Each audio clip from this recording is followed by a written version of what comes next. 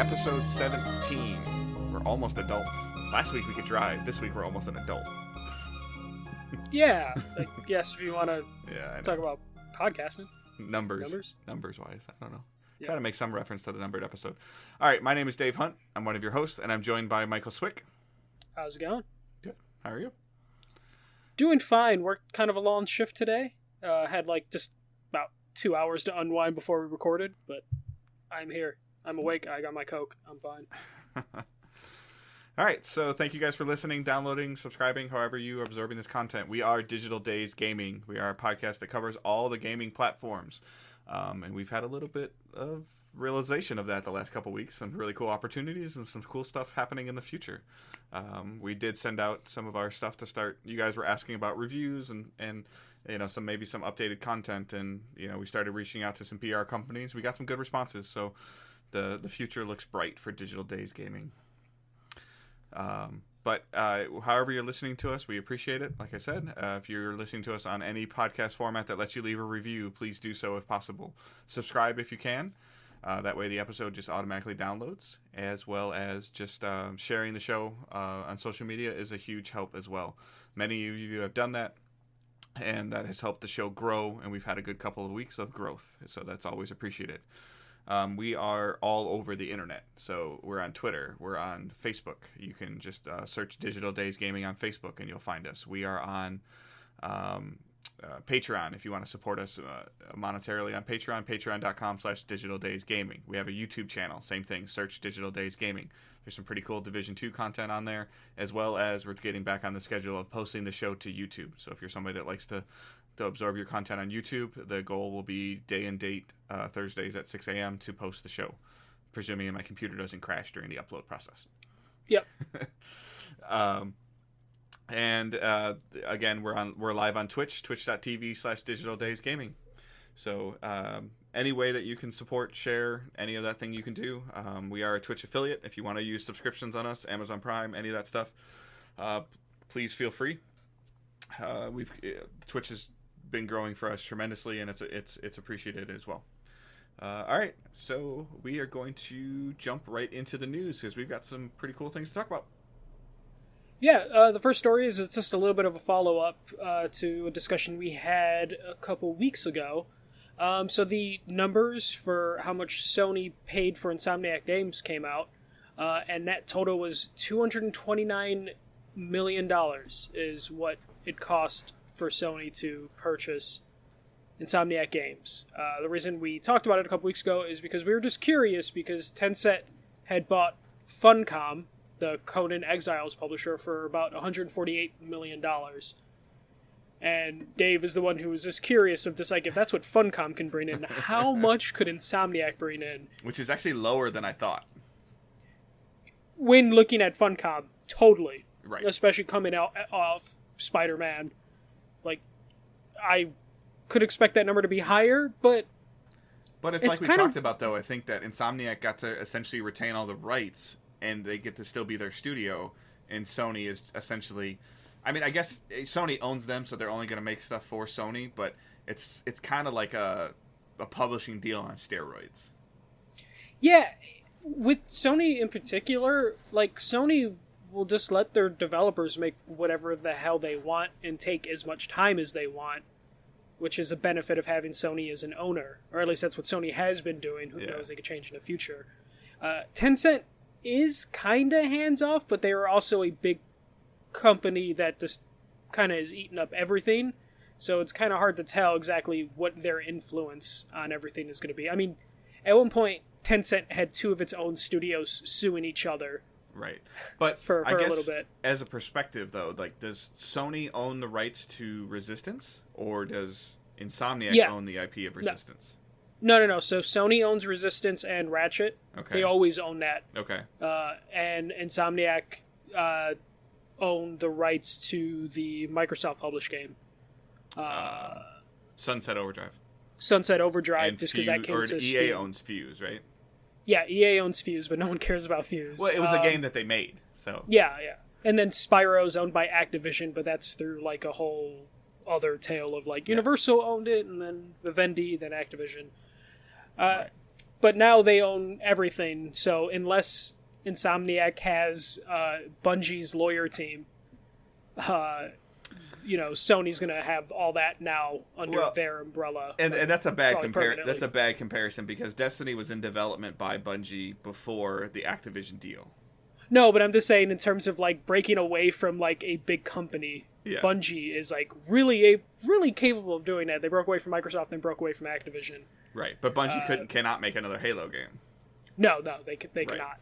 So I mean, it's really interesting the dynamic. Like people were really surprised about that, but like when Bungie broke away from Microsoft and they started development of Destiny, they then went to other companies and saying, "Hey, this is what we're trying to do, but we need a publisher," and that's where the deal from Activision came from.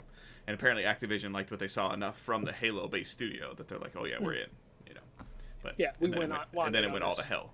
So. Yeah. But this, I feel like this also, finding out Insomniac's number for Sony, it kind of reminds me of like baseball or like sports in general. A lot of times, you're waiting for that first like pitcher to sign so he can set the market. Yeah. And then that immediately you know what the other pitchers are worth. I mean, unless you're stealing signs, you're banging in a trash can. Oh yeah. Then you can write your own check. Hey, Dallas is Kershaw is playing for the Sox now, so he's not a cheater. He just played for a cheater team. So this kind of this is one of those things where like now we know Sony paid $229 million for Insomniac, and Microsoft acquired like those 5 or 6 studios, and outside of Double Fine, those studios really didn't have a ton of like hits that they owned themselves. You look at Compulsion Games, they had We Happy Few, wasn't like anywhere near like a Ratchet and Clank or Spider-Man, obviously. Ninja Theory, who outside of Hellblade don't own a lot of their own IPs. I would say like, that at all. they're getting them on their incline. Versus, they're like, getting them on their way. Insomniac has been being purchased kind of at their peak again. Like they've probably peaked a couple times, but this is the highest peak that they've had. Yeah, but in terms of like Sony, had to open up the wallet significantly for Insomniac, especially coming off Spider-Man. I imagine that just gave Insomniac all the negotiating power of just like, hey, we made Spider-Man. Mm-hmm. And I now am looking at like, how much Insomniac's worth, and was wondering like how many of those studios that Microsoft purchased, what their cost was. I'm sure I can dig it up through financial paperwork, but I don't think any of those studios. Yeah, I would guess based on what we know about what Tencent paid for Conan, and I would guess that these are probably in the 160 to 190 range for. Right, exactly. Yeah. And I love that type of speculation, and I'm sure, again, we can dig that up because Microsoft probably has to reveal their financial numbers soon, so we'll get the exact numbers. But you can at least see, like, studios' worth.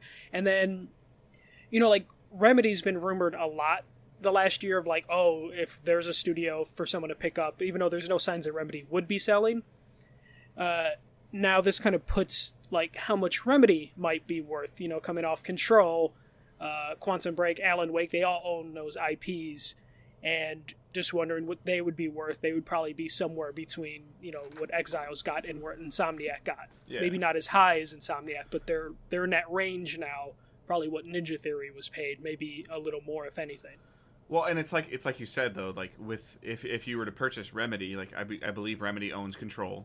Right. Yes. And they own a couple more IPs, so like Alan Wake, Quantum Break, that increases their value automatically because they own their IPs. Like Insomniac, as good of a studio as they are, didn't have an IP library with it. No, yeah, all their stuff was just as much Sony. As we like love Insomniac. Like if they would have had 2 or 3 IPs attached to them, it probably would have increased them another X amount of millions of dollars. Yeah, and there was nothing stopping Sony from just taking the Spider-Man license and giving it to, like, Sucker Punch and be like, hey, you guys made Infamous. After Ghost, you're doing the next Spider-Man game. But Insomniac had proven such a valuable studio with the Spider-Man thing that Sony was just like, okay, despite the fact that we own all your IPs already, or all the things you were known for, we're going to pay you this amount of money, and you're just going to keep making these games. It's a huge win for Insomniac because they got $230 million, and then Sony's paying their payroll. Yeah, and then they could just work on the IPs that they have been the most comfortable with. I hope that company has profit sharing. Yeah, especially Sony stock is ever since like the rumors that I just Apple hope Insomniac has profit sharing. Oh yeah. Well, no, that's what I'm saying. But like profit share and then like stock options, like Sony's been doing pretty well stock wise, especially since like there's the rumors that Apple would buy Sony Pictures. Like the stock like kind of rose up, and that's still a possibility. So yeah, probably a good time for people to be buying into Sony, especially if you just get acquired by them with a new console coming out.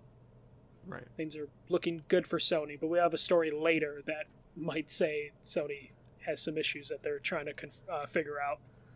Yeah.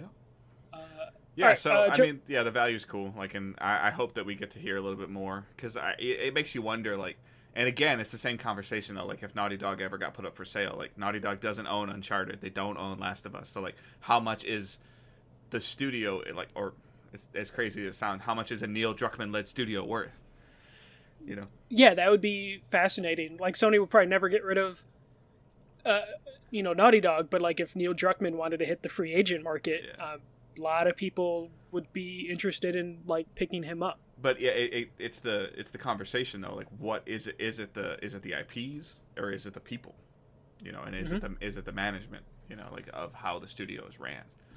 And it sounds like Insomniac it's been ran by the same Ted Price for a long time. Oh no, Ted Price has been running Insomniac for since the beginning. And Naughty Dog, is it Evan Wells is their founder or one of their founders. So yeah, you would wonder what like a Neil Druckmann, if he wanted to break away and do his own thing, what that would be worth. Just you see like Amy Hennig was able to sign with whoever she wanted. Didn't work out because she picked EA, but she's really not had any issues, finding work or a studio who wants to work with her or a publisher.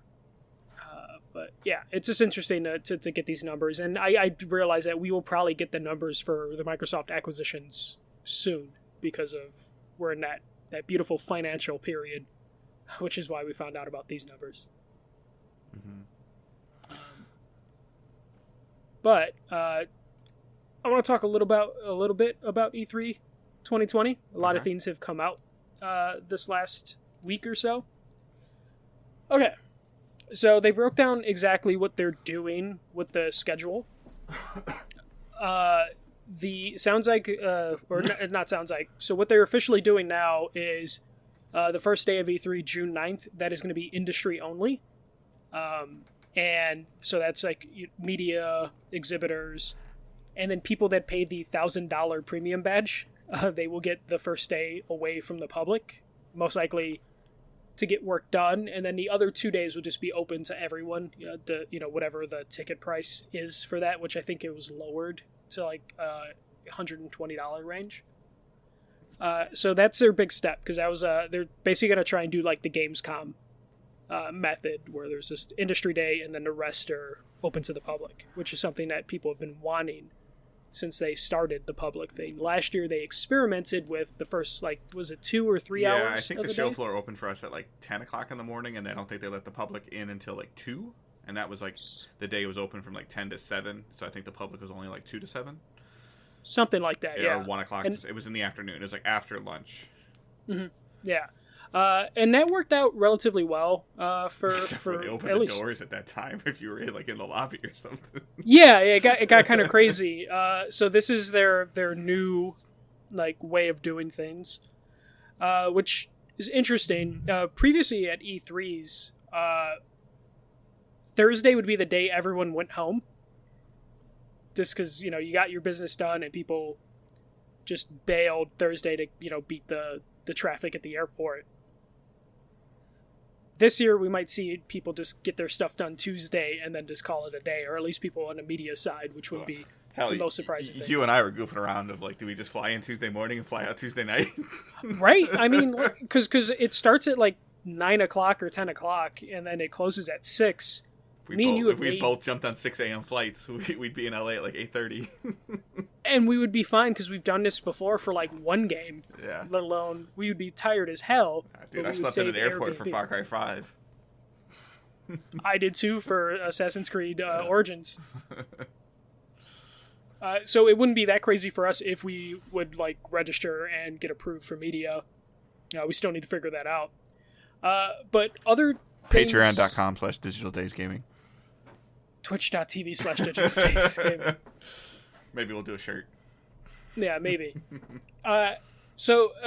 This is, interesting that they're going to do this. So far, they've only announced 10 publishers that have signed on to be at E3 or have booths.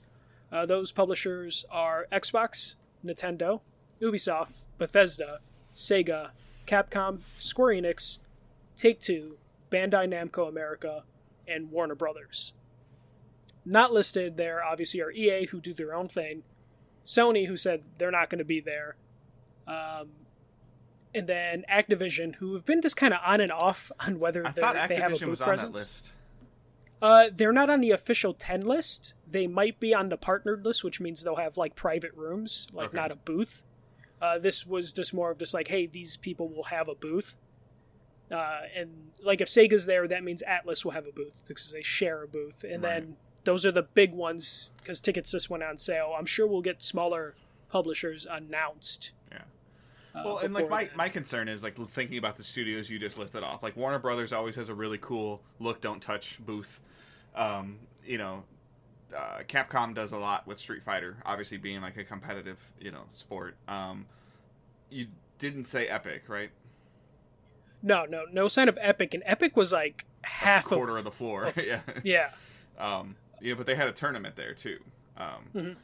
Ubisoft does if anything in terms of the public perception, like Ubisoft does the thing of like, here's our games, please play them. Like, and there's like always like 4 or 5 games on the booth, on the show floor that you can either see people playing or you can wait in line and play. So like that's always been cool. In terms of, they also have their store like off to the side, and some other things, but Capcom has always kind of had a large presence of Capcom and Square Enix. I kind of feel like their booths are kind of the same. They just usually have a major game that they're showing, and then they have a bunch of really cool displays. Yeah, so Square, it's like every other year they'll either have like, oh, we're just having displays, or oh, here's 20 Final Fantasy 14 kiosks. And last year it was Final Fantasy and Avengers, and I'm sure this year there'll be a huge push for Avengers because it won't be out. Because it'll be playable. Yeah, it won't be out, but Final Fantasy will have been out. Yeah. Yeah. So. And Final Fantasy 14, it's just always like, hey, we have a new raid, so play this MMO and get a gigantic bag when you're done. Maybe they'll start teasing episode 2 already. Capcom's one of those things where their booth is kind of just been like a picture display. Like they'll have a stage where they're doing fighting game tournaments, and they'll have a couple arcade cabinets out there running like the latest version of Street Fighter, and then they'll just have like a Monster Hunter thing you can take a photo with, and that's just been their thing. And then like the collection, whatever collection they're bringing out, whether it's like a Mega Man collection or that'll be like in a corner over there that you can play. Yeah, there's always that display with the Mega Man helmets. Yeah, like just every year. Bethesda kind of borders on the museum. Where they just have a bunch of like cool things from their games on display and a couple kiosks. And their relationship with Oculus. Yeah. And then like Nintendo will have their crazy like booth set up where it's really cool. Like last year they had like a Pokemon Stadium thing set up, and they have a lot of things playable, but the lines are just crazy. So we'll go Nintendo on Tuesday, and we'll get all our Nintendo stuff on Tuesday, and then we'll do our appointments on Wednesday. Yes, because I would need to. Since I can cover the Switch now, I got to get my Nintendo time in. Yeah, like honestly, booth wise, from these announced, especially Take-Two usually is pretty hands off with their booth. It's usually just like a closed off, like fancy looking room where you see people in business suits drinking. Booth one year that was like a 2-floor New Orleans look, But there wasn't really anything playable with that. Yeah. And then last year they had Borderlands. So that was pretty cool. They actually had kiosks to play, but like Take-Two is pretty hands off depending on if they have anything to push. Mm-hmm. But usually best booth is between like Nintendo, just because of it's like kiosks and experience. Like Yeah, and then Ubisoft are just like, if you want to play something, you go to the Ubisoft booth because you will get something you will have something to play there. And then Xbox, I don't know if this means they're returning. They always had their Mixer booth or whatever there. Yeah, they had the Mixer thing, but there wasn't anything really playable there. They had a couple things there, and then they just had stuff for like live streamers to set up shop and stream from the floor. So those are the 10 companies that they have announced. And then the last bit of news regarding E3 is Jeff Keighley isn't going to be running the E3 Coliseum. He released a statement to saying he's just not going to be there, but he will be at Gamescom Live, which is like the Gamescom opening show or ceremony. E3 will have like a Coliseum-like experience that will be live stream. It just won't have Jeff Keighley running it. Jeff Keighley isn't just a host. He actually does a lot of the setup in terms of booking people and making presentations. So him not showing up, and he's been to like every E3, is kind of a big deal. It's like another big name walking away from it. Yeah, but wouldn't you also say that he's kind of part of the reason why E3 is in the state it's in right now? How so? Because his main goal is to bring E3 directly to people's houses. Yeah, I guess like the Game Awards is that reason, and he's always presenting. So I can definitely see him. No, but I'm just saying it's like the building YouTube, and because he's done a bunch of stuff with like YouTube TV, and when that was a big deal, and bringing like, because the way that I remember E3 as a kid is that you would always hear about and E3 has changed over time, obviously, like we've always talked about, but it was all about going to the booths and seeing things, and then it kind of turned into we've seen PlayStation have a stage, and GameSpot have a stage, and Kind of Funny have a stage, and the Coliseum, and all these, and then the companies are bringing their games to them at E3 to then put out to the public, to where it made it less, like we could, in theory, if we wanted to, cover E3 from this chair right here. Yeah, and yeah. There's plenty we could do. I don't think we would miss much. Sure, we wouldn't be able to have some of the hands-on experience. There are a couple things that we've obviously been given the opportunities to see before that have then allowed us to have better, conversations and coverage of like playing Ghost Recon Breakpoint before it came out, and you talking about your concerns about it, which turned to be valid concerns. And I've played Watch Dogs Legion before it got delayed, and then the roller derby game, like that that you got to play, that we found out maybe wasn't coming to PlayStation, but now is a relevant coverage thing for us because we don't cover PlayStation only. But so like there's all of those things are smaller things, but I don't feel like anybody would necessarily be missing out because Ubisoft has their live stream stage as well, of like where they're presenting and showing you all the stuff. Yeah, and that's a thing, especially what's been happening a lot is because it's been open to the public, and because they're bringing the content directly to people's homes. A lot of times the stuff that's being shown off publicly is stuff that's just going to be released in like a month or two, as opposed to years past where stuff you would see at E3 would be early stage stuff that you wouldn't, people wouldn't have in their hands for maybe 2-3 years. And now it's just like, okay, since it's open to the public, since it's being live streamed everywhere, we're going to just push the stuff that's coming out in a month, 2-3 months. Just to use that as more marketing that pays off right away, as opposed to showing a game too early, which I think is why we've been running into the delay issue so often, is because the old E3 mentality is still present with some companies, where it's like, oh, as soon as we start making it, we got the title, fuck it, let's announce it, and we have nothing else but the title. Yeah, I mean, I like in comparison, we'd all, years ago, we'd see an Activision booth where they would have Destiny, and they would have Call of Duty, and they would have Guitar Hero, like, playable, and then you'd go upstairs, you'd go there for an appointment, and you go upstairs, and they stick you in this room, and they show you a presentation of something that's not out yet. That's harder. That's harder to do with more public in the show. Yeah. Because there's been a couple things that we went to last year that you had to go into a private conference room, and then you had to go back into another room. But there wasn't very much secluded content, and that stuff is being done more like we've been talking about, of where I went to San Francisco and I got, to play Division 2, and they controlled the environment for 2 days of, here you are, you're allowed to, you can say you're in San Francisco, but you can't say what you're seeing and you can't say what you're doing until this day and this day. And that's much easier for them to control than Joe Schmo walking by a door to go get a bag of potato chips and seeing the logo for Warlords of New York. Yeah.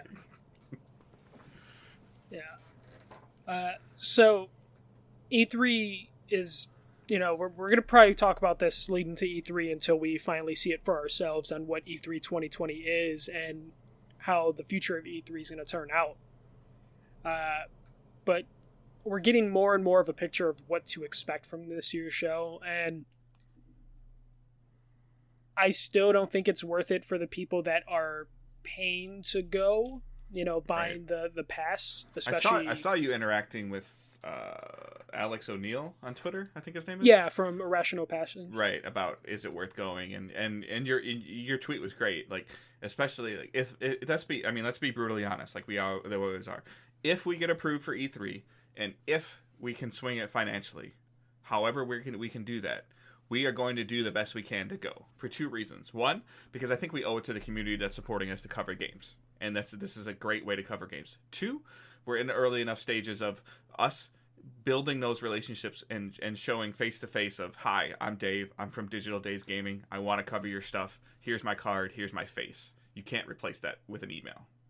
Yeah, and even if it's just reintroducing ourselves to people we've interacted with before, it's a completely different thing now. It's, hey, I'm here, I didn't go away, I'm doing this now, I would love to continue to work with you. Mm-hmm. You kind of need to do that in person. Yeah, and I can cover more platforms.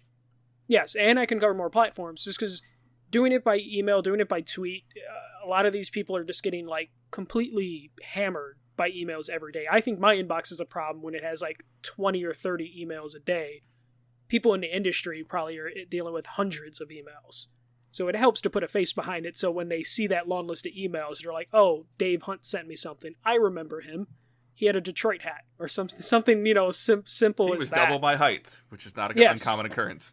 Yes, this man was a giant, and he liked the Tigers. Yeah. That stuff's, like, important, especially for smaller sites like us, mm-hmm.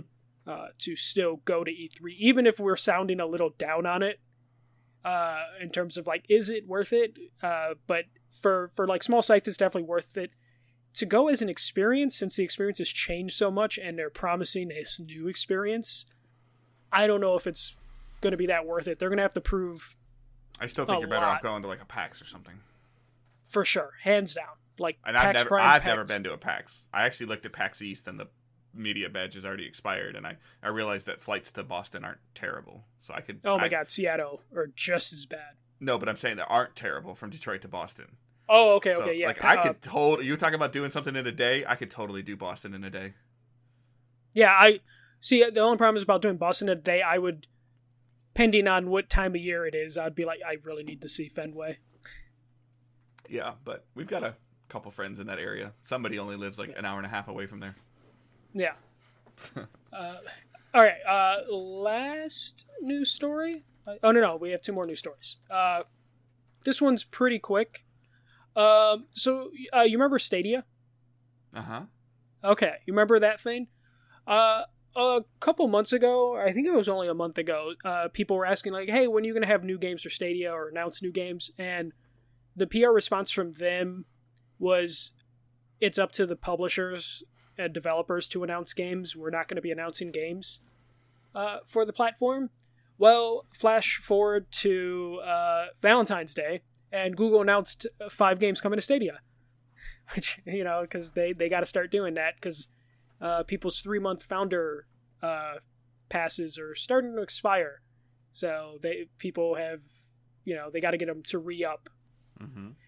So they announced 5 games coming out, 3 of which will be first on Stadia, and then the other 2 are just going to be on Stadia and are just, whatever. The first game, Stadia by like 24 hours. Haven't said. Okay, so the first on Stadia games are Lost Words Beyond the Page, which was a game I saw last year at E3, where it's... I remember you talking about that. Yeah, it's this little girl is like reading fantasy, or she's writing a fantasy story, and when you play the game, it's just a platformer, but you're building the story as you're playing and using those words to help the platform and then develop the story you're playing. So it's an interesting game that I'm interested to see how that turns out. This it's probably perfect for Stadia because it's a really simplistic game. Input lag probably won't matter at all for it. The other games is an arcade game called Splittings, and then there is another game called Stacks on Stacks on Stacks, which in this Verge article says it's a 3D tower builder reminiscent of Jenga. So those are the 3 games that are going to be on Stadia first. How long, I don't know. Okay. And then the other games coming to Stadia that will just, be on other platforms right away is Panzer Dragoon Remake and the Serious Sam Collection. So those are the 5 games that were announced for Stadia that are coming eventually, because I don't believe they put any release dates on these. There is something going on Stadia's end of the perception they gave us was, yeah, it's on the developer and the publisher. They just give us the game. I guess in my mind, like, oh, they send us a disc and we put it and download it on our servers and you access our servers. Like, that's just how I visually see it work in my mind. I'm sure it's much more complicated than that. But even the Division 2 Warlords of New York, they're like, it'll come to Stadia soon. And it's like, I don't understand where the disconnect is, where they can go, yep, we're going to put it on PS4, we're going to put it on Xbox, we're going to put it on PC on March 3rd, and we're trying to get it on Stadia. Like, I don't understand. Yeah, I'm wondering if Stadia, someone might correct me on this. Is it Linux-based? Because that means work needs to be put in it, but maybe not a lot of work. I would think it'd be like the same code that they're giving to Epic. You would think, but apparently it's not, or there's just enough hoops that they have to go through that it's just not worth it for developers to do. Or maybe the cut to be on Stadia is too high, or something. There's, like you said, there's something behind the scenes going on where... Or the cut, maybe the cut is too low. Yeah, for going to the developers. Right. Like maybe, maybe it's like, oh yeah, you sell a game, we'll give you $1 per copy. What? Like, I don't know if that's the number. I'm just speculating. Please don't. Yeah, well, we hear like the cut that you get from the Epic Store, which is why a lot of indies are just going to the Epic Store over Steam, or doing both. And I wonder if it's just a financial thing, because they made it seem like it was relatively easy to get your game on Stadia and keep it updated, but there's something else happening. Well, and using Ubisoft as an example, they were one of the people that were the test guinea pig for them. Like, you would think that they would, if anybody has it under control, it's them. Yeah, and, like, I'll check my Stadia right now, but Doom, the first Doom was a test game for it, and Doom Eternal is coming out on Stadia. You played Assassin's Creed. Yeah, but here's the crazy thing. The first Doom isn't even on Stadia to purchase. There's something going on. That I would all love of the to positivity around xCloud right now. Like, all the positivity around xCloud, it's working on iOS. Like, if you guys don't, I put some of his Outriders coverage out, which, we can talk about that. We didn't put that in here. Like, Outriders was announced, but Paris from Gamertag Radio, like, he tweets that he was waiting for his son to finish something, like a basketball practice, and he was playing Halo on his phone. Like, in a parking lot. Like, through xCloud. Like, that's incredible. Like, I've heard that Stadia does that, which is great that Stadia does it, but you don't have Halo. Yeah, they just don't have the library. They have Destiny, but it's outdated Destiny. No, it's up to date. Oh, it is? Okay. Yeah. But it's a free-to-play game. And it's also locked into its own ecosystem on Stadia. Yep. Yeah, I don't know. It's an online game that doesn't have a huge online component. Stadia doesn't have I don't see clamoring for people to play on Stadia. People are like, oh, it's just if you talk to somebody that's a Destiny player that uses Stadia, it's just I'm waiting for somebody to finish something, or I had an extra 10 minutes here and I went and did a patrol on my phone. Like, they're not sitting there like playing Crucible or doing raids or running, doing anything. They're doing inventory management. Like, yeah. But yeah, there's got to be something. We'll probably never know because it's Google and they keep their secrets. But I'm interested to see what their push at GDC is for it, because that seems like a great time for Stadia to talk to developers, or Google to talk to developers, and see if they can get something rolling. Sony isn't going to be at E3, so if Stadia wants to do a press conference during their time, that would be a good time to do it. Mm-hmm. I know they probably can't have a booth at E3 because it's really hard to be like, hey, this, we swear to God, is connected to the internet, even though the internet at E3 sucks. Right. Well, and then the question is now that, the Founders Edition is out and stuff is starting to expire, like, can I just buy a game on Stadia, or do I still have to buy the Founders Edition? Will it work with my Chromecast that I have right now? Like, they've got to start answering these questions, like, soon. Yes, they definitely need to. Like, can I? Yeah, I've got a Buddy Pass. Nothing has really enticed me too much to play it, other than the fact of it is that I want to check out how it is, like, latency wise. But again, like, I keep using the example, like, in September, is Stadia going to be a cool platform for me to buy Cyberpunk on if I want to play it, and not worry about what graphics card I have? Mm-hmm. Right now, the answer is no.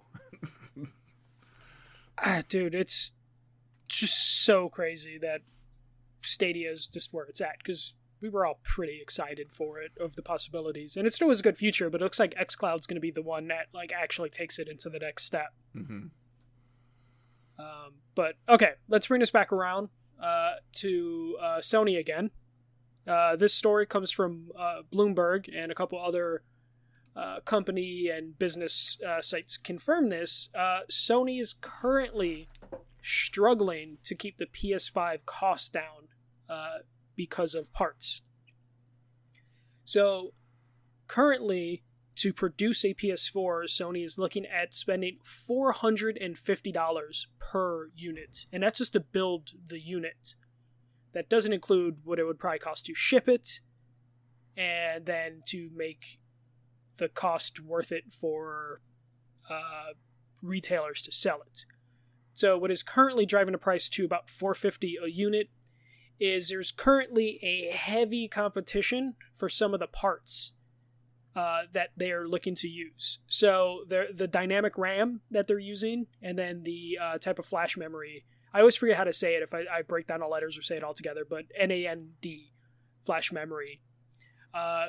The major competitor right now for that is Samsung, because the S20 uses those parts, and another set of phone manufacturers are also using some of those parts, which is making a competition for the supply chain. So right now, Sony's looking at spending $450 to produce the unit, and then there's also the cost of the cooling system in the PS5 is apparently really expensive, because they're using some new technology for it, which is nice because everyone complains about how loud their PS4s, PS4 Pros are. So it looks like Sony's trying to work on something on it, but the thing that they're using is just a little bit more expensive. But it makes the story we had last week, where Sony's just kind of waiting on Microsoft to announce their price.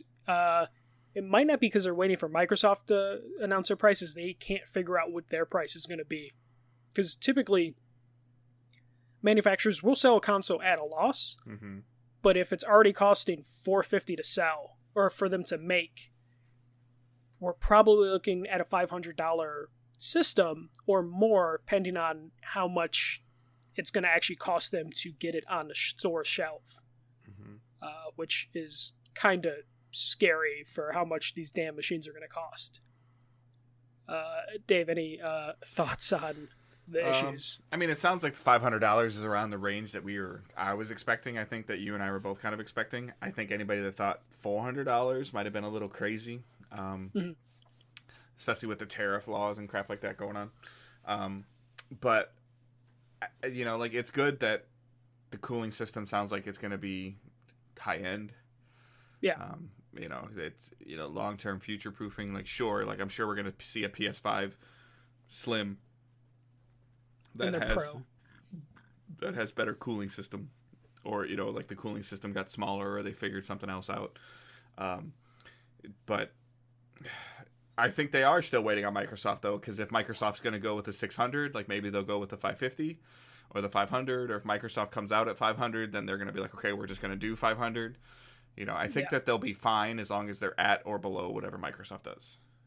Yeah, they'll be fine as long as Microsoft's in a range. Microsoft's using different technology, so Microsoft might take advantage of this and be like, okay, our loss that we're going to take on this is going to be a little bit more just so we can undercut them. Because it sounds like Microsoft, their supply chain is fine as far as we know, or as far as like these technology companies, which isn't shocking because Microsoft is a hardware company. yeah, they have a chain using slightly different technology, so everything's looking good for them to where they can set the price pretty low, and then it's just up to them to just like we talked about. They're playing price chicken, to where Microsoft can put the price low of just like, okay, how much is Sony willing to eat of the cost? Because $450 is what it's cost to make. That doesn't include extra costs as well. And are they willing to take a bath for a year or two until the supply chain gets figured out? And then if the price is actually selling pretty well at whatever high price they sell, then they're golden, because then the cost lower from them and they can keep it at a high price. Or if they're just gonna have to cut it like immediately and take a bigger loss. There's a lot going on with this, and it has to be. We're already February 16th, and we still have like people were. How many different days were people predicting Sony was going to announce the PS5? Yeah. Every week we pass another predicted day, and this could play a part into it. A state of play for them too. They got to be doing a state of play soon, right? Yeah, the only thing is, like, the state of play, there's only so many more games that they can announce for the PS4. Yeah, but they can start dating some of them. Yeah. But they need to get some out the door before they could do the next state of play. Yeah. I don't know how many games that were announced in the last state of play outside of Dreams are actually available. But yeah, no, it's just pretty interesting to see the price stuff. Yeah, somebody asked me the other day about like, oh, do you think that we're gonna cover Sony games? Like, yeah, we would love to cover Sony games, but we don't know, what our like Sony hasn't released anything in the last pretty much since we launched DDG to Dreams is yeah, and that's been in early access, so it's like they're like they've been relatively quiet. I mean, they've got Last of Us 2 and Ghost of Tsushima to go out to move out of this gen on a good note, but there's not a lot of other stuff in the pipeline, which is another reason, like, what are they going to be at E3 for? Here's our box, check it out. Like, what are they going to, here's a trailer for a game that's probably going to get delayed, or that's going to be on both systems. Yeah. It's like, at this point, it just feels like next gen is just kind of a thing. Like, it almost is going to get to the point where, like, it's kind of like the phones. Like, hey, that's cool. I'll get it when I upgrade my phone. Yeah. I'm starting to get that feeling with it. So just to piggyback on what my thought there is Outriders. So Outriders got announced by Square Enix. It's a third-person cooperative looter game. Lots of coverage out there on it. And then they had some live streams. The trailer looks really cool, but it's confirmed for holiday 2020, PS4, PS5, Xbox One, Xbox Series X. Like, it's coming to both of them. So it's like, so we haven't heard about Godfall yet, but like, I guess at this point in time, I would assume that a PS4 and an Xbox One version or I guess a PS4 version of Godfall is inevitable, right? Yeah, it would at least be the smart decision to make financially for the developers. Get that install base. Is there gonna be any, like, do you feel like there's any reason for you to buy a Series X at launch right now? No, not for me personally. Today, right now, why would you buy a PS5 at launch? Today.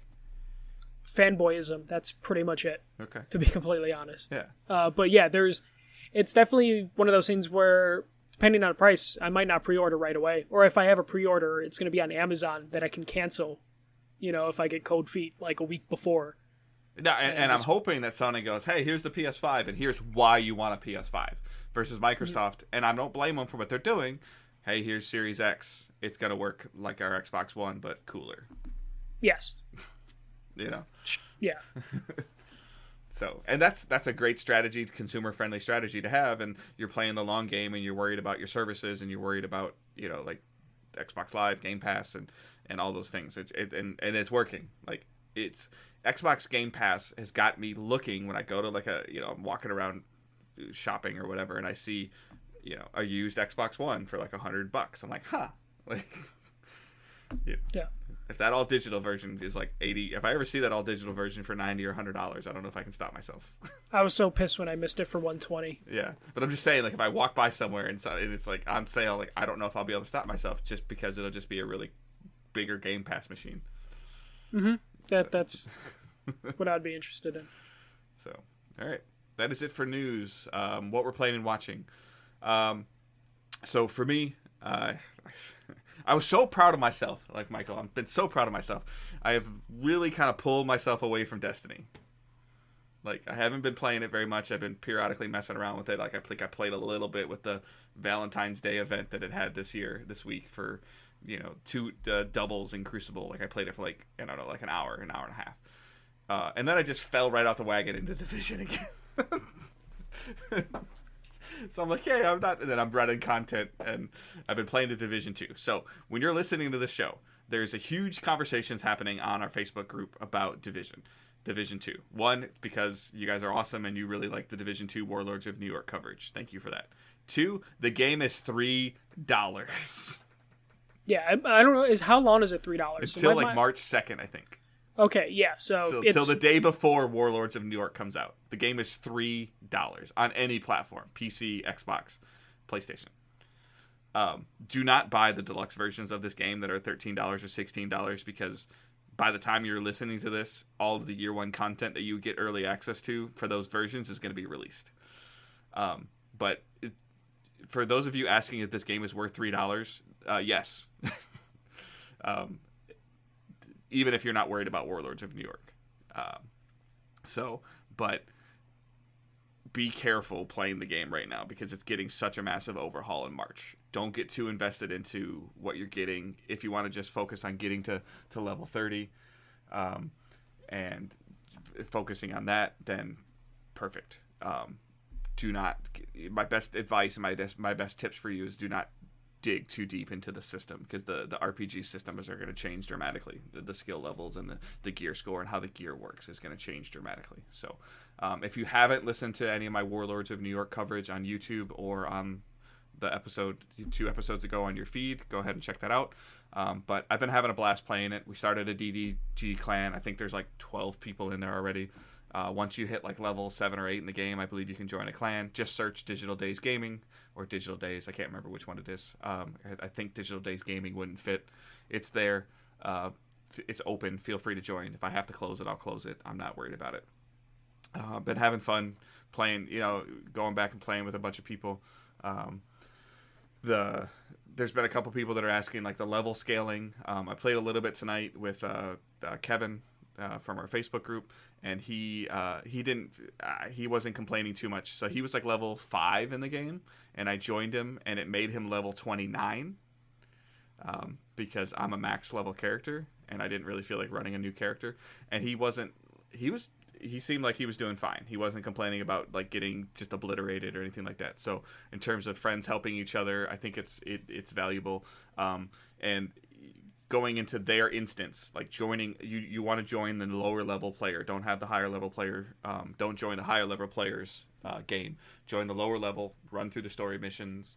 The loot that's dropped won't be good for the higher level player, but it's a ton of fun to play. I had a stream the other day of helping Johnny as a boy get through some of the world tiers, which is the flawed system in the game of how the world tiers work.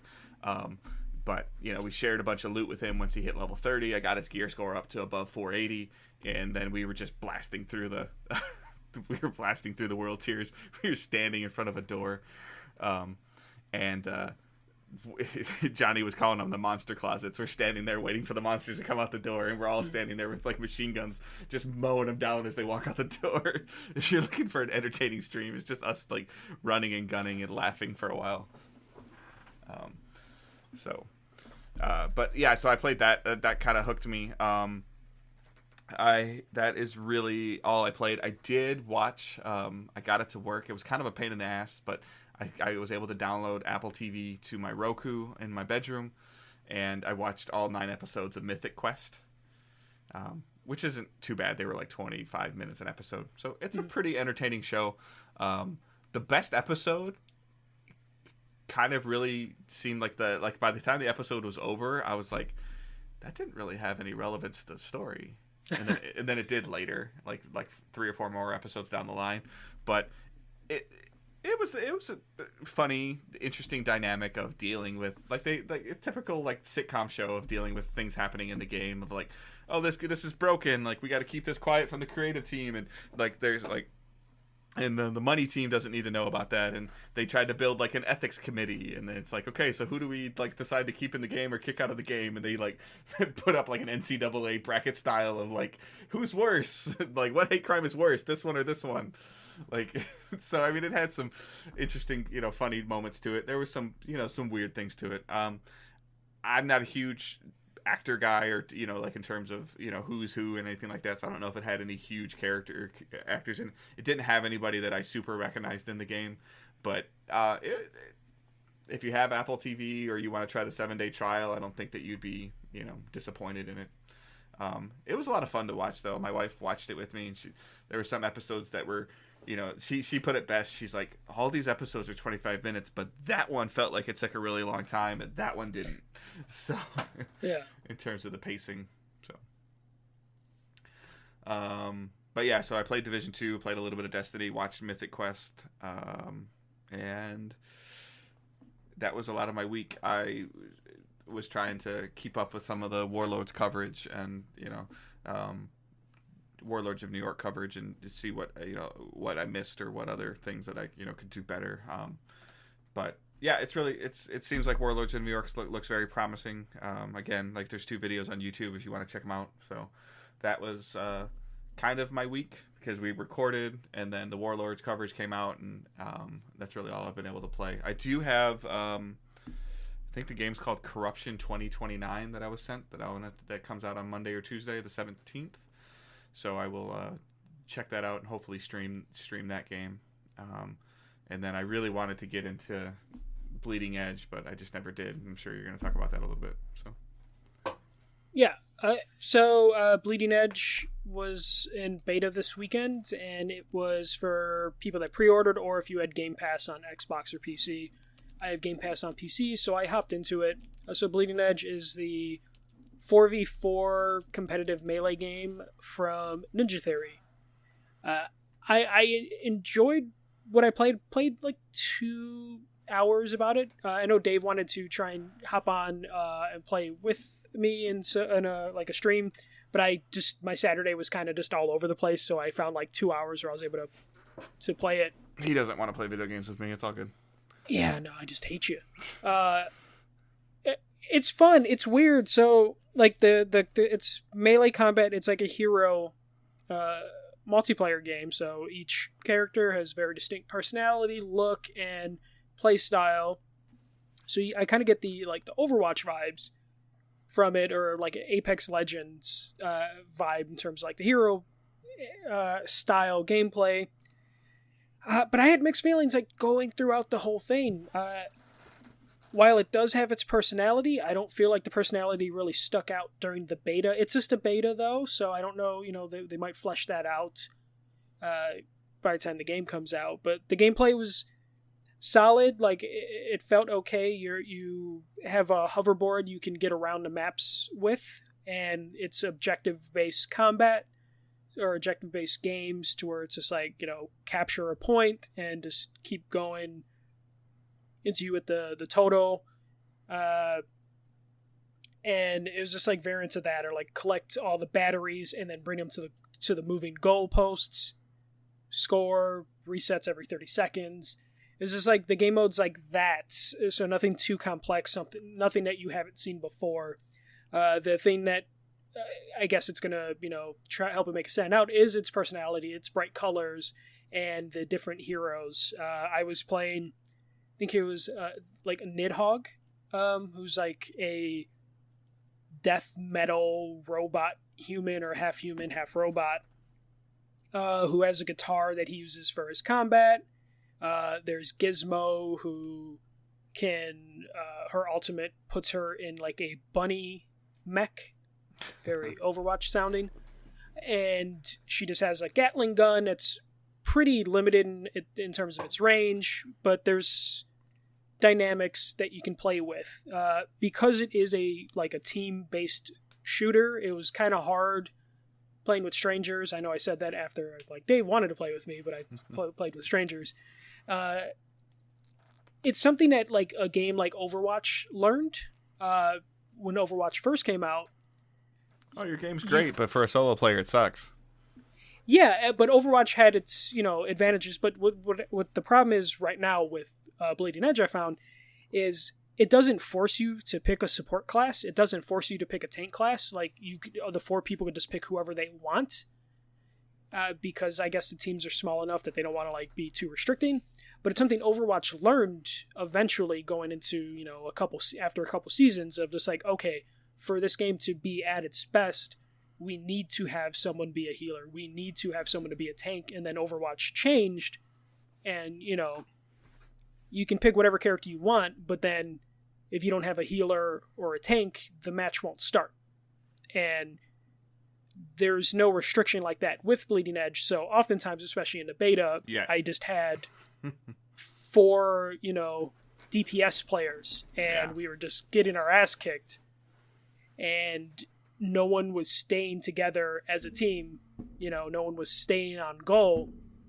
So it took a while, as the beta was going on, for people to figure that out, or I just got lucky and had people that were actually playing the objective and people that actually wanted to play support.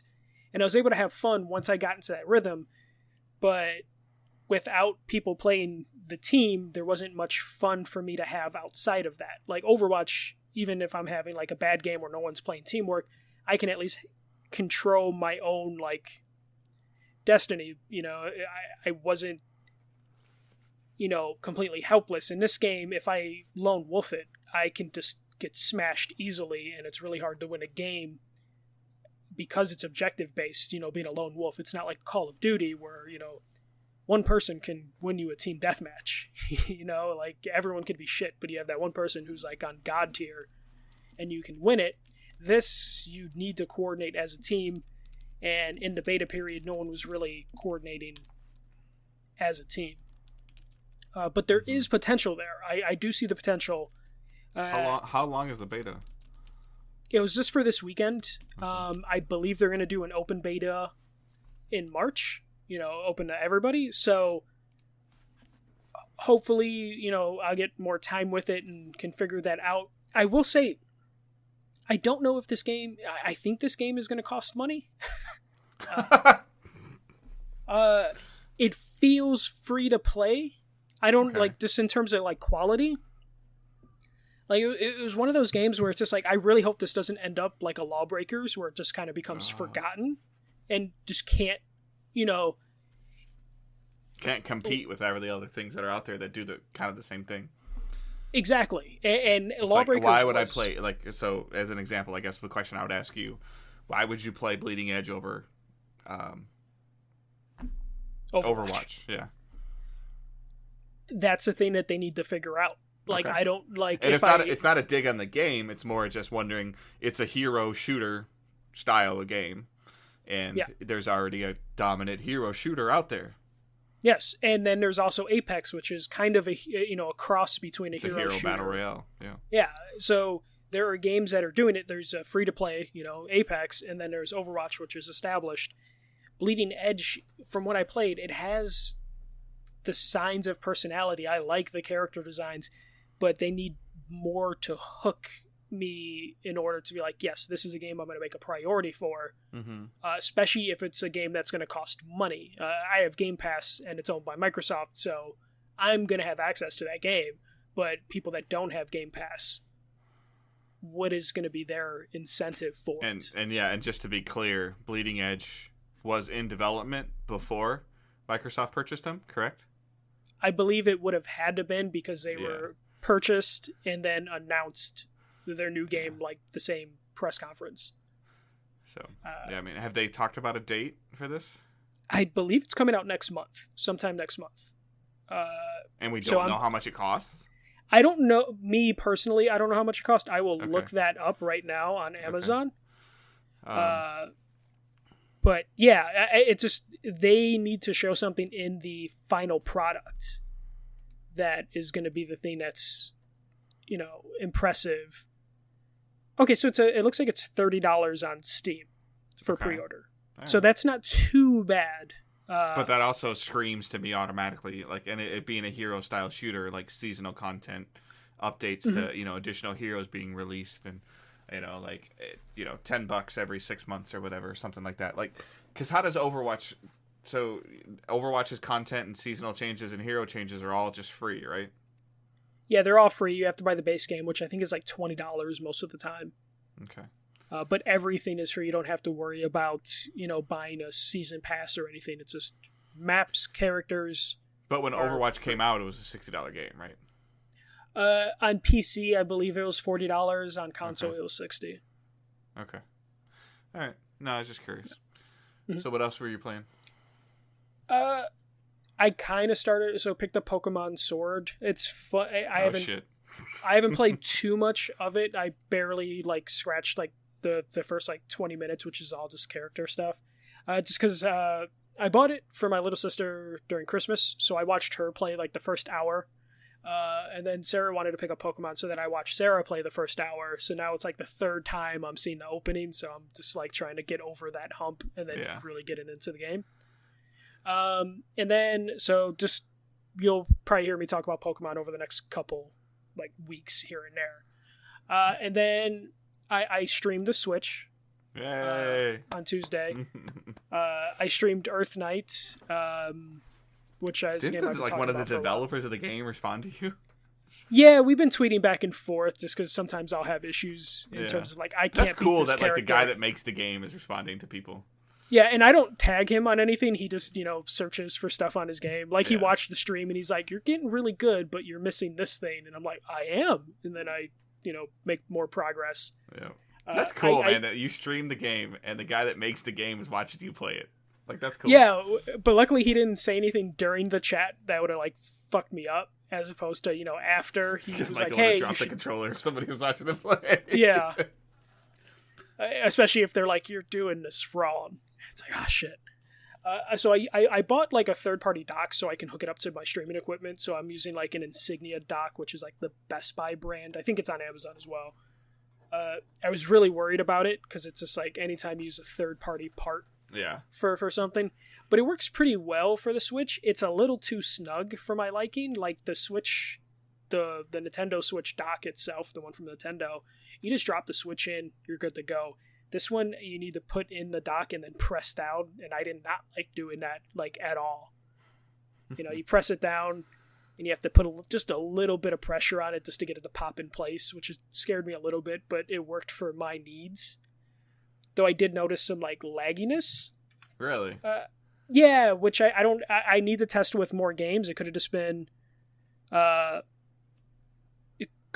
thing on me, but or with because I had it going through my PC. So I need to test that out again to see if it's the Insignia dock, because I never noticed it with. You had it going through your PC. How? Do you have an internal capture card? I have Elgato HD60. But internally in your computer or free? No, it's outside. Okay. And I never noticed any lag with Earth Knight on my TV itself with the original Switch dock. So I'm gonna see if I notice any lag by using the Switch dock to stream. Just to go back and forth. Just to see if because I was gonna say the way that I usually stream stuff is I run an HDMI cable from my console to my Elgato, from my Elgato to my TV. Yeah, that's how this is going. Okay. You just confused me when you said you had it hooked to your PC. That's all. Oh, yeah, no, but I'm saying is like maybe that input lag is, because that Insignia dock is going through the Elgato, then going, out to my TV and PC. No, that's interesting. Yeah. No. Yeah, so I need to test it around and play around with the original Switch dock just to see if the Insignia one's causing some sort of like lagginess. So I'll be testing that out in case anyone's interested in getting multiple Switch docks. Because I like the idea, because I picked it up for like $30, because it's usually $50, but it's on sale pretty frequent. So like if you want to have your Switch in multiple rooms, or have a dock available for you if you have multiple TVs, it seems like it's a good option, but there might be some issues. Right, for sure. But that's it for playing and watching. Okay. All right. We can jump right into some of our community questions using hashtag AskDigitalDays. Don't tag the rapper. Please don't. So Randy writes in, Michael, you mentioned Graveyard Keeper and another game on the last podcast that you have on the Switch. What indie-like games do you really enjoy playing on that platform? I might check out a few that you think are worth playing. Okay. So the game I just mentioned, Earth Knight, I really like that game if you like platformers that are pretty challenging. Lost Phone Story is kind of a creepy game. I've talked about it before, don't know on this show or another. That game is you find someone's cell phone and you are trying to figure out what happened to them by basically reading all their messages. Yes. By reading all their messages. Like and a then detective kind of thing, right? Yeah, where you just have a phone and you're trying to learn about this person through their phone and figure out what happened to them. And it's really interesting. It's really well written. All the messages, because you're going through text messages, you're going through emails, you're figuring out passwords to websites. And all you have to go off of is this phone. And you turn a switch sideways, you have the touch screen. And that is really interesting. It only takes like 2 to 3 hours to get through it. And I believe it's 2 phone stories in it. So there's like 2-hour stories. Nice. It's really interesting. The second one's significantly harder because they like make you work a little bit more for some of the puzzles in terms of like figuring out passwords and codes. So that one is a definite favorite of mine if you like, like detective type games that are like really simplistic. And I do believe it is available on Android and iOS if you don't have a Switch. And then there's Super Crush KO, which I mentioned a couple weeks ago. That's just a cute platformer. And then Ape Out. If you haven't played Ape Out, it was free on the Epic Games Store a little bit ago. I believe it's out on Xbox as well. But Ape Out on the Switch is really good. Really stylized game where you just play an ape who escapes captivity, and you're just kind of beating up guards or killing guards. It's very brutal and violent.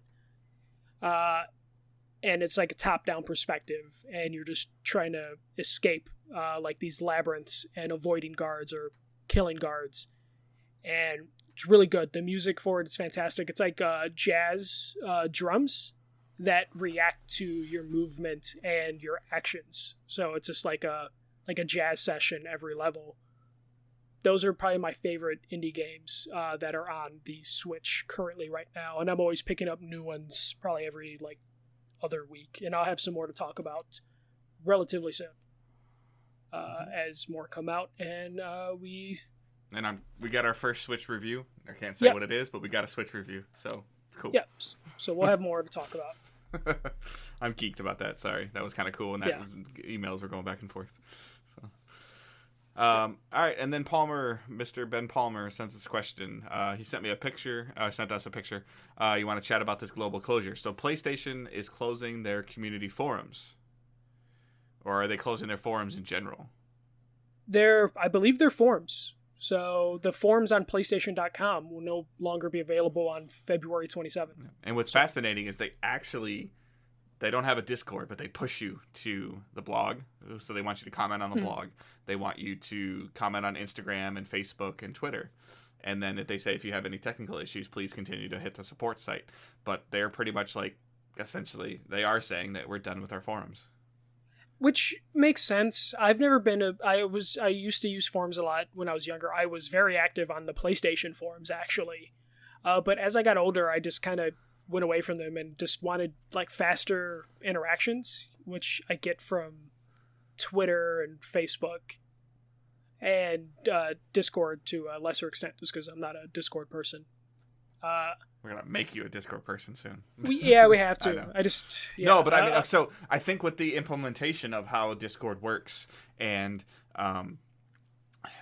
these other functionalities of whether it's Instagram or Facebook and commenting, and the people have moved away from like I love our Facebook group. I love the conversations we have in there, but like sometimes if you walk away from there for 10 or 15 minutes and you open your phone back up and check, there's a whole bunch of comments for you to read, and then it's like, oh, so and so replied to you and you have to be notified, like versus like Discord where you can post something and you can like have a live conversation. Like you don't have to wait to be notified that another comment post or to get a an email that somebody else added to their conversation. And that's the thing I always had a problem with forums is if you walk away, you either come back and there's a bunch of stuff for you to catch up on, or you walk away and then the chat dies. Mm-hmm. Which sometimes happens with Twitter. You don't never know who's the last one that's supposed to reply, but at least for the most part, you get like a quick reaction. Mm-hmm. And you can have a chat a little bit better than you can on forums. Mm-hmm. It is sad to see the PlayStation forums go away. I kind of hope that they keep at least an archive of them. I know archive.org will keep an archive, but I hope they don't just kill it completely. Like if they can just close it so it doesn't grow and you can still look at old stuff, because I'm sure there's some the first MJC opinions on Little Big Planet 1. But it's also like an interesting resource. Like anytime I'm Googling problems, like a lot of times it takes you to Reddit. And even reading Reddit is hard. Like, it can be, unless you have the Reddit app, which makes it a little cleaner. And if you're not used to how Reddit works, that could be kind of jarring. If you're not used to, so I think if I stuck my 20-year-old son in front of a forum right now, compared to what he's grown up on, in terms of how, because he's grown up in the Facebook age and he's grown up in, group text and bulletin board functionality being, it essentially instantaneous chat rooms on your phone. I think if I stuck him in front of the PlayStation forum and wanted him to read something about it, I think he would have a hard time. Yeah, or he'll be able to read it, but it's just like, now reply, and then he'd be like, okay, where do I go? I got to scroll to the bottom. And right. And it's like a whole thing. And I wonder how much of a pain in the ass it is to moderate. Yeah, especially the PlayStation forums are really popular, but now if they're willing to shut them down, maybe they're not as popular. But yeah, I think we're going to see that a lot. Just like sites that are like holding on to forums, depending on how busy they are, might just say like, hey, Twitter or Facebook are a better option, or Discord for a more personal option. Because Discord to me feels like it is a little bit more personal of a thing, because you can get into a private chat with someone like that. Mm-hmm.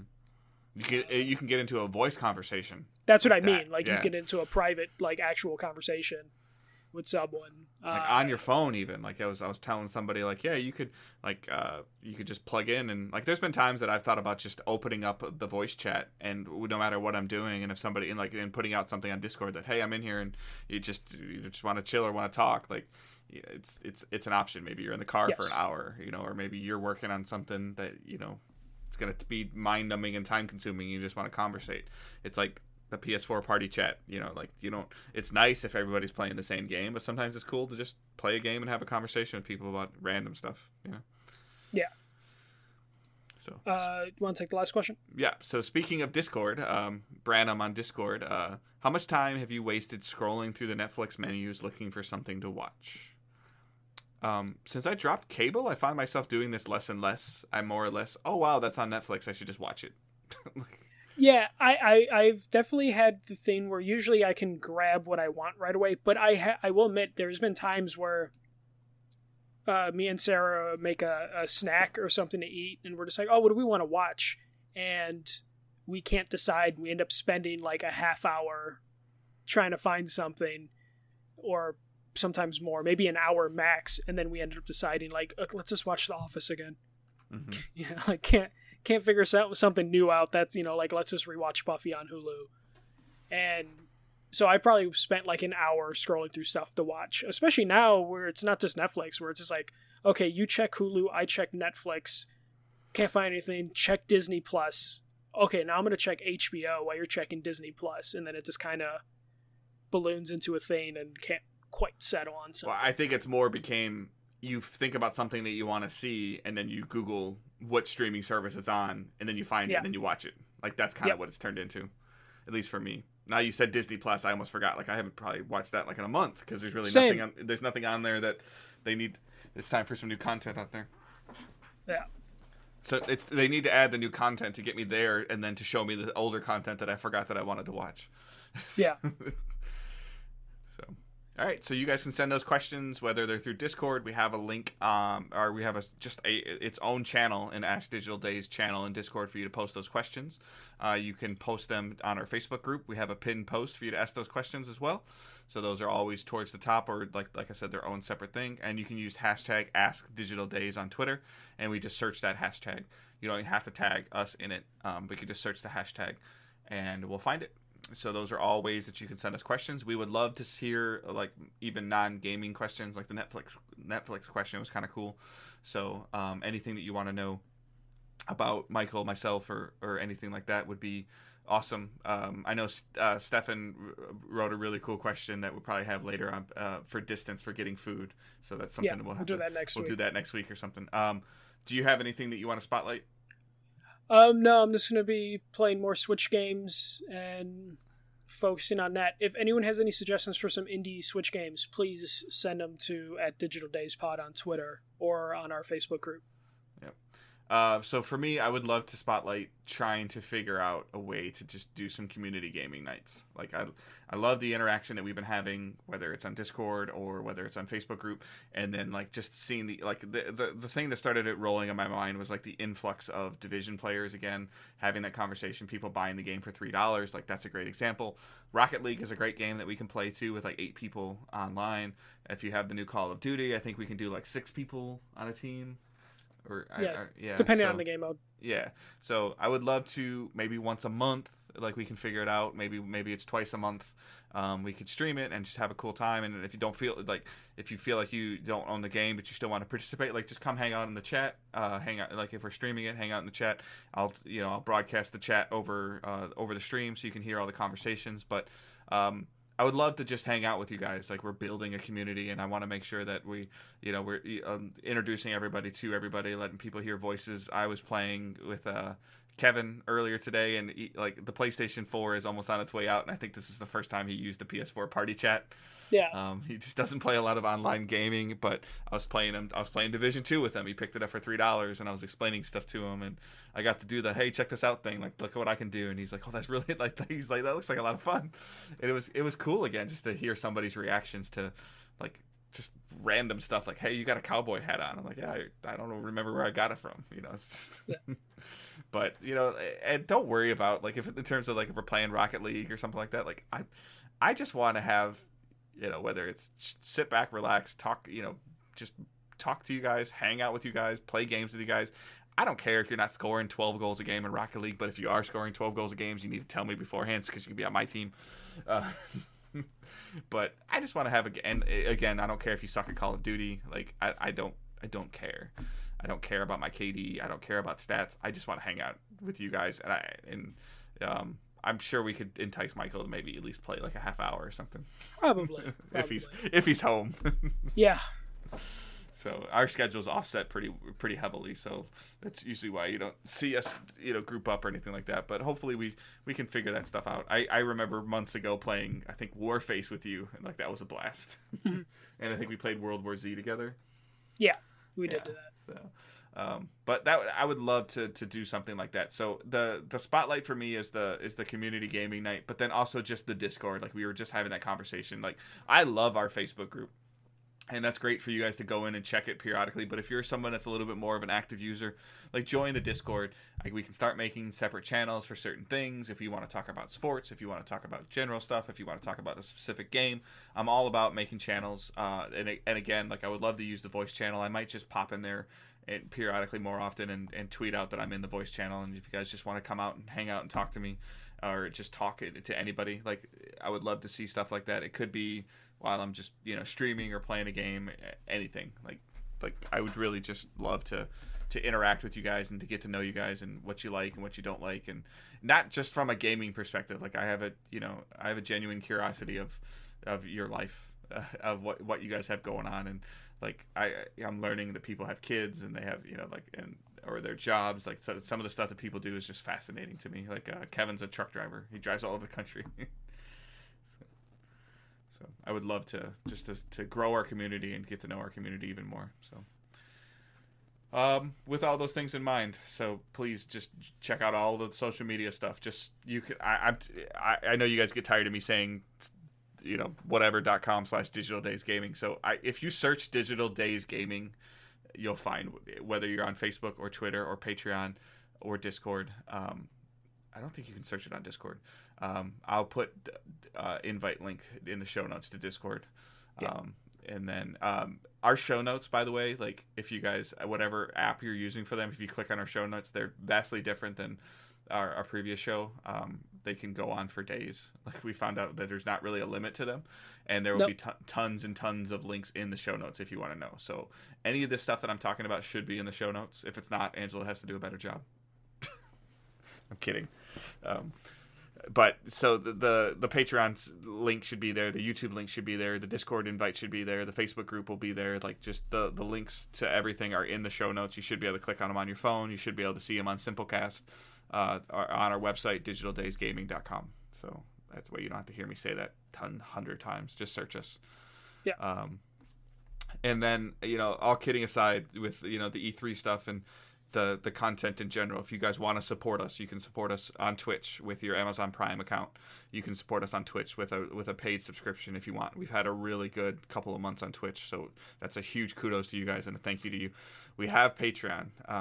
$3 tier gets you access to a private channel in the Discord. $1 tip jar, you can essentially like those hungry kids overseas, for $1 a month you can support this podcast. But you can literally, if you subscribe for $1 a month, it pays for a month of us publishing the podcast, and we appreciate and thank every one of our patrons. $5 a month, you get the podcast a day early, so if you want to listen to us early, you can. And then $7 a month will be bonus content, which we're in the process of scheduling that out. But right now, the people that are subscribing for bonus content, we've actually talked to them. They don't seem too worried about it, but we're still going to deliver what we promised. But we'd love to see some more bonus content people. That would be amazing. I'd love to see some more early access people. But if you can support us on Patreon, great. If you cannot, that's fine. Supporting us on Amazon Prime, Twitch is awesome. Thank you. We've had people ask us about affiliate links. So here's the problem. I don't know where we would direct you to put them. Where we would, and so we wouldn't have a link directly for that. It would just be more or less us tweeting out like, hey, this like Wario 64 style. Like we don't have time to do that. So, yeah, we don't. So if you want to make a direct donation to us, I think you can do a one-time donation on Patreon or reach out to us individually, and we can show you. If you want to do PayPal something to us, like that's fine. Whatever you want to do. Again, half joking, half serious. We need to hear from you guys about shirts. Some people asked about it in the Facebook group, and that seemed to kind of die. If you want to see something like a shirt, we got to find out if it's something you really want to do and what you'd want to see from it. I'm sure we can figure something out on Teesprings, but we're small. The community is still small and it's still growing, so I don't want to invest too much into something that would only be like 6 shirts. I'm not trying to demean anybody, but 6 shirts isn't enough. Yeah, it's the cost we have to look at as well. So... but other than that, I hope everybody has a great week. Michael, you got anything else? Nope. I think that's it. We'll see you guys next week. All right. Talk to you guys later. Keep moving forward.